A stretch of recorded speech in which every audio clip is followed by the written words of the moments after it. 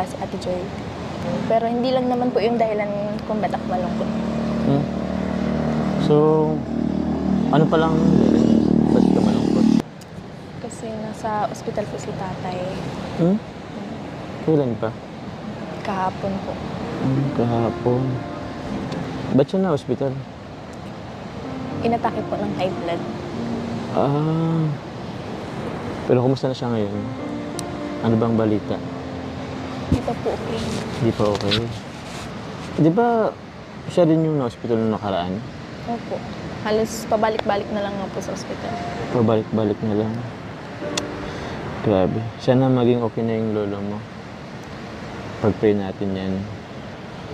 Siyempre, mas nalungkot po ako nung alis kayo kasi mas lalo ngayon kailangan ko ng makakausap. Kasi kapag nandyan naman kayo, medyo nababawasan yung lungkot ko, lalo kapag nakakabanding ko sila Ate Joy, kayo kapag nag-ano tayo sila Kuya Rab. Yan, tas tuwing nagbablog tayo, nakakalimutan ko yung mga problema ko sa bahay. Wrong timing pala kung kailan kami aalis. Ngayon pa nagkaroon ng problema ka. Okay ka lang? Mukhang naiyak ka na dyan Ano ba? Yung totoo. Alam mo, pwede mo naman yung iyak sa akin. Para at least, gumana naman yung pakiramdam mo. Alam mo, napansin ko rin pagdating sa pamilya, babaw rin ng luha mo. Kaya okay lang. Ilabas mo sa akin, walang problema. Yan pa man, think positive pa rin tayo. Magiging okay lang din ang lahat. Lalabas din si lolo mo ng okay.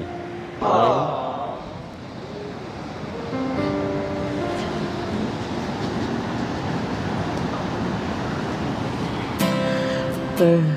Alam mo, pag nasa Hong Kong kami, pwede ka naman mag-chat sa akin. Pwede mo rin naman i-chat si Kuya Rab mo. Kasi, bibigyan naman kita ng oras, pwede kitang tawagan anytime. Tsaka may mga cables din dito na hindi makasama doon. Kaya, pwede naman ikaw ipakausap doon. Okay ka lang ba? Okay ka lang?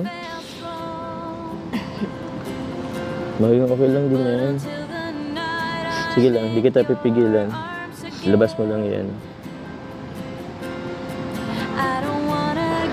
Okay lang po. Okay lang po. Sorry po. Sorry? Di mo naman kailangan mag-sorry. Pamilya yun